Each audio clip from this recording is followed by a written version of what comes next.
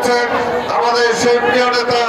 আগামী দিনে ইনশাআল্লাহ জনগণের ভোটে যিনি প্রধানমন্ত্রী নির্বাচিত হবেন, জননেতা জনাব তারেক রহমান।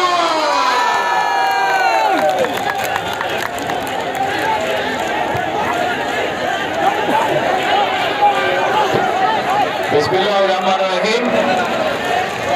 আজকের এই নির্বাচনে ভাই প্লিজ, ভাই প্লিজ স্লোগান কথা শুনতে কথা শুনতে বন্ধ করেন না। বিসমিল্লাহির রহমানির রহিম। আজকের এই নির্বাচনী জনসভায় উপস্থিত প্রিয় ঢাকা 17 এলাকাবাসী ভাই ও বোনেরা, আসসালামু আলাইকুম।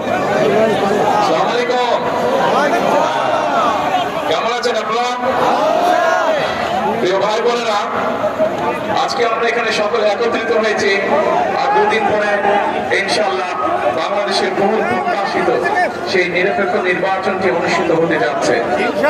যে নির্বাচনের জন্য বাংলাদেশের মানুষ, বহু মানুষ গত 16 বছরে গুম হত্যার শিকার হয়েছে, খুনের শিকার হয়েছে। জুলাই আন্দোলনে আমরা দেখেছি কত মানুষকে হত্যা করা হয়েছে, কত মানুষ বঙ্গত্ব বরণ করেছে। আমরা এই মানুষগুলোর বলিদানের বিনিময়ে যে আমরা গণতান্ত্রিক অধিকার ফিরে পেয়েছি, সেই গণতান্ত্রিক অধিকার আমরা প্রয়োগ করতে যাচ্ছি ইনশাআল্লাহ আগামী 12 তারিখে। প্রিয় ভাই বোনেরা, আমি আজকে আপনাদের সামনে হাজির হয়েছি এই এলাকায় ধানের শীষের প্রার্থী হিসাবে। আজকে এই এলাকায় আমার বেড়ে ওঠা, বাংলাদেশের স্বাধীনতা যুদ্ধের পর থেকে 1972 সালে আমি এই এলাকাতেই বড় হয়েছি।